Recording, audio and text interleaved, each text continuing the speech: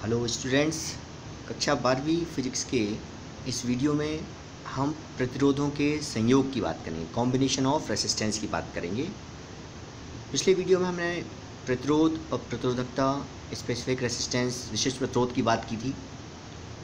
कभी कभी जब हम प्रयोग करते हैं तो प्रयोग करने के समय हमें एक से अधिक प्रतिरोधों को जोड़ने की आवश्यकता पड़ती है। हमारे पास यदि प्रतिरोध का मान कम है, अधिक प्रतिरोध चाहिए, तब हमें उन्हें कुछ क्रम में जोड़ते हैं, या हमारे पास अधिक प्रतिरोध का कोई अधिक प्रतिरोध है, उसे कम प्रतिरोध में बदलना है, तब भी हम एक संयोग का उपयोग करते हैं। तो यहाँ पर 3 प्रकार का संयोजन है: श्रेणी क्रम, समांतर क्रम और मिश्र क्रम। सबसे पहले हम श्रेणी क्रम की बात करते हैं। जब हम श्रेणी क्रम में प्रतिरोधों को जोड़ते हैं तो जिस प्रकार हम संधारित्र की बात की थी, उसी प्रकार यहाँ प्रतिरोधों को भी क्रम में जोड़ने की बात होती है। तो जब हम प्रतिरोधों को श्रेणी क्रम में जोड़ते हैं तो पहला जो प्रतिरोध है उसका जो दूसरा सिरा है, आप चित्र में देख रहे होंगे, पहला प्रतिरोध है उसका दूसरा सिरा R2 के पहले सिरे से जोड़ते हैं, R2 के दूसरे सिरे को R3 के पहले सिरे से जोड़ते हैं, और R3 के दूसरे सिरे को और R1 के पहले सिरे को, जो A और B से जुड़े हुए हैं, इनके बीच में हम एक बैटरी जोड़ देते हैं, जिससे उनके बीच में विभवांतर उत्पन्न हो जाता है। इस प्रकार सभी प्रतिरोधों में से एक ही धारा प्रवाहित होने लगती है। यहाँ पे K कुंजी है, C संचायक सेल या बैटरी है। तो हम देख रहे हैं श्रेणी क्रम में हम 3 प्रतिरोध R1, R2, R3 जोड़े हुए हैं, जो एक क्रम से जुड़े हुए हैं। मतलब पहले का एंड दूसरे के फर्स्ट से, और दूसरे प्रतिरोध का दूसरा सिरा, अंतिम सिरा तीसरे के पहले सिरे से जुड़ा हुआ है। अब यहाँ पर आप देख रहे हैं कि सभी श्रेणी क्रम में हैं, अतः प्रत्येक में से बहने वाली धारा समान होगी, लेकिन प्रत्येक प्रतिरोध के मान के हिसाब से उनके सिरों पर विभवांतर अलग अलग होगा। तो R1 के सिरों पर विभवांतर V1 है, R2 के सिरों पर विभवांतर V2 है, और R3 के सिरों पर विभवांतर V3 है, और कुल विभवांतर V है। तो अब हम ओम के नियम का उपयोग करते हुए हम आगे देखेंगे कि R1, R2, R3 के सिरों पर विभवांतर V1, V2, V3 हैं, तो ओम के नियम से V1 equal to IR1, V2 equal to IR2 और V3 इक्वल टू IR3, अर्थात प्रत्येक में धारा समान होने के कारण I लिया हुआ है। यदि कुल विभवांतर V हो तो V बराबर हो जाएगा V1 plus V2 plus V3। ये तीनों मान हम इसमें रख देंगे तो हमें मिल जाएगा V equal to I R1 plus R2 plus R3। यदि परिणामी विभवांतर V है और तुल्य प्रतिरोध तीनों का मिला के R मान लें तो V इक्वल टू क्या मिलेगा हमें IR। समीकरण 1 और 2 को हम बराबर कर देंगे तो I से I कैंसिल हो जाएगा, तो हमें मिलेगा R बराबर R1 plus R2 plus R3। तो हम ये कह सकते हैं कि श्रेणी क्रम में जो प्रतिरोधों का कुल प्रतिरोध होता है, श्रेणी क्रम में जुड़े प्रतिरोधों का कुल प्रतिरोध उनके योगफल के बराबर होता है। अब एक कॉम्बिनेशन और देखते हैं हम, समांतर क्रम इन पैरेलल में। तो पैरेलल में हम देख रहे हैं, आप चित्र को देखें कि 3 प्रतिरोध R1, R2, R3 हैं। इन सभी के पहले सिरे बिंदु A से जुड़े हुए हैं और इन सभी के दूसरे सिरे बिंदु B से जुड़े हुए हैं। ऐसा करने से क्या होता है? ऐसा करने से दोनों बिंदु A और B के बीच जो विभवांतर होगा वही विभवांतर R1, R2 और R3 के सिरों पर भी होगा, अर्थात विभवांतर इस स्थिति में समान होगा। श्रेणी क्रम में धारा समान थी, समांतर क्रम में यहाँ प्रतिरोधों के लिए समांतर क्रम में विभवांतर समान होगा। परंतु धारा इस स्थिति में जब I धारा बिंदु A पर आ रही है, 3 भागों में बट गई है, I1, I2 और I3। तो हम देखते हैं इसमें फिर से, यहाँ पर चूँकि I बराबर कुल धारा 3 भागों में बट रही है, इसलिए बिंदु A पर कुल धारा जो I होगी वो I बराबर I1 plus I2 plus I3। A और B के बीच विभवांतर समान है, जो कि प्रत्येक प्रतिरोध के सिरों पर विभवांतर समान है। यदि विभवांतर V मान लें तो हमें यहाँ पे I1, I2, I3 के मान निकालेंगे। तो I1 बराबर हो जाएगा V/R1, I2 बराबर V/R2, I3 बराबर V/R3। ये मान हम समीकरण 1 में रखेंगे। तो I बराबर हो जाएगा V/R1 plus V/R2 plus V/R3। 1/R1 plus 1/R2 plus 1/R3 बचेगा जब हम V को कॉमन ले लेंगे। अब कुल प्रतिरोध या तुल्य प्रतिरोध R मान लें तो I बराबर क्या हो जाएगा V/R। ये V/R की वैल्यू हम समीकरण नंबर 2 में यहाँ पर रखेंगे। तो दोनों तरफ से V कैंसिल हो जाएगा, तो हमें बचेगा 1/R equal to 1/R1 plus 1/R2 plus 1/R3। तो समांतर क्रम में जो तुल्य प्रतिरोध का जो व्युत्क्रम होगा, तुल्य प्रतिरोध का व्युत्क्रम होगा प्रत्येक प्रतिरोध के व्युत्क्रम के योगफल के बराबर होता है। 1/R equal to 1/R1 plus 1/R2 plus 1/R3।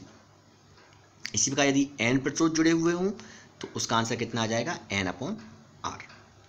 यदि हमारे पास 1 ओम, 2 ओम, 3 ओम के प्रतिरोध समांतर क्रम में जोड़ें तो उसका आंसर कितना आएगा 1/R इक्वल टू 1/1, 1/2, 1/3 तो 11/6। ये 1/R इक्वल टू आया, R निकालेंगे तो 6/11 हो जाएगा। तो जब हमें कुल प्रतिरोध का मान प्रत्येक प्रतिरोध से कम चाहिए हो तो हम उसको समांतर क्रम में जोड़ देते हैं। अगली बात हम करें विद्युत ऊर्जा एवं विद्युत शक्ति की। ये हम सब जानते हैं कि जब हम किसी भी चालक में धारा का प्रवाह करते हैं तो चालक तार वो जो चालक होता है गर्म हो जाता है। कारण क्या है इसमें? जब हम विभवांतर लगाएंगे चालक के सिरों पर तो जो मुक्त इलेक्ट्रॉन हैं वो अनुगमन वेग से चालक के धनात्मक सिरे की ओर चलने लगते हैं और तार में विद्युत धारा बहने लगती है। इस स्थिति दौरान जब इलेक्ट्रॉन गति करते हैं तो ये अन्य धनायनों से टकराते हैं और टकराकर ऊर्जा उन्हें देते रहते हैं। इलेक्ट्रॉन बैटरी से ऊर्जा लेते हैं और धनायनों को ऊर्जा देते रहते हैं। इस प्रकार धनायनों की ऊर्जा बढ़ने से उनकी ऊष्मीय गति बढ़ जाती है और ऊष्मीय गति बढ़ने से चालक तार का ताप बढ़ जाता है और चालक तार गर्म हो जाता है। इसको हम कहते हैं कि बैटरी से जो ऊष्मा ली गई है, जो ऊर्जा ली गई है वो किस में बदलती रहती है? ऊष्मा के रूप में बदलती रहती है। अब आप एक चित्र देख रहे हैं, इसमें एक प्रतिरोध है R, चालक है, उसका प्रतिरोध R है और उसके सिरों पर हमने विभवांतर V लगाया हुआ है और V लगाने से उसमें I धारा प्रवाहित होने लगती है। यदि ये धारा हम t सेकेंड तक प्रवाहित करें तो कुल कितना आवेश प्रवाहित हो जाएगा? Q बराबर IT। Q बराबर IT, जो कि धारा I बराबर क्या होता है? Q/T। आवेश प्रवाह की दर को हम धारा कहते हैं, तो I बराबर होता है Q/T। तो हम जब Q निकालेंगे तो Q बराबर I/T कूलाम हो जाएगा। अब इस आवेश को प्रवाहित करने में हमें कुछ ना कुछ कार्य करना पड़ेगा। जो कार्य करेंगे तो हम जानते हैं कि V जो विभवांतर होता है V बराबर होता है W/Q। तो इससे हमें W बराबर क्या मिल जाएगा? V/Q। तो इस आवेश को प्रवाहित करने में जो कार्य करना पड़ेगा वो W इक्वल टू हो जाएगा VQ। इसे हम VIT Q की वैल्यू रखेंगे तो VIT मिल जाएगा हमें। परंतु हम ओम का नियम जानते हैं। ओम के नियम से V इक्वल टू होता है IR। R यहाँ प्रतिरोध है, I धारा है, तो W बराबर हो जाएगा IR इंटू IT या W इक्वल टू हो जाएगा I²RT। फिर से एक ये संबंध हमारे पास हो गया W बराबर I²RT। एक I इक्वल टू यदि हम V/R रख दें तो हमें कितना मिलेगा? V²/R² हो जाएगा ये, और W बराबर मिल जाएगा हमें V²/R इंटू T। तो वास्तव में किसी विद्युत परिपथ में ऊर्जा क्षय होने की दर अर्थात कार्य करने की दर को ही हम विद्युत शक्ति कहते हैं। तो हम विद्युत शक्ति P बराबर क्या हो जाएगा? W/T।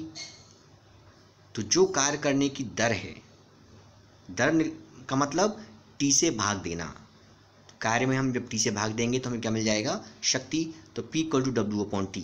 तो जो हमने समीकरण नंबर 1, 2 और 3 में W के मान निकालेंगे, यदि हम अलग अलग रखें तो हमें 3 अलग अलग सूत्र मिल जाएंगे। पहला सूत्र मिलेगा P इक्वल टू VI, ये भी शक्ति का मात्रा शक्ति का सूत्र है। दूसरा मिलेगा P इक्वल टू I²R, यह भी शक्ति का सूत्र है, विद्युत शक्ति का। और तीसरा संबंध मिलेगा P इक्वल टू V²/R। तो इस प्रकार हम जब समीकरण 1, 2 और 3 में जो मान निकाले हैं वो तीनों मान रखेंगे तो हमें इस प्रकार 3 सूत्र मिल जाएंगे। आप इन तीनों मानों को हम ज़रूरत के अनुसार इनको उपयोग करते हैं, इसलिए हम इन्हें तीनों को यहाँ पे लिया हुआ है।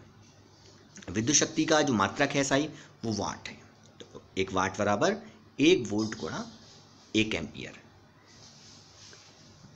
कुछ स्थितियों में हमें बड़ी मात्रक की आवश्यकता होती है, जैसे घरों में या कारखानों में, फैक्ट्रियों में जो भी विद्युत ऊर्जा व्यय होती है, शक्ति जो उपयोग हो रही है, वहाँ पे ऊर्जा के आधार पर हम मापन करते हैं। वहाँ पर जो बिजली का बिल आता है, जैसे हम बात करते हैं बिजली का बिल आया, तो वो बिल किस आधार पर आता है? जो मूल्य निकालते हैं वो विद्युत ऊर्जा के आधार पर हम निकालते हैं, ना कि विद्युत शक्ति के आधार पर निकालते हैं। तो अब जब हम विद्युत ऊर्जा का मूल्य निकालने के लिए, तो इसके लिए एक विशेष प्रकार का मात्रक नाम दिया गया है किलोवाट घंटा, किलोवाट आवर।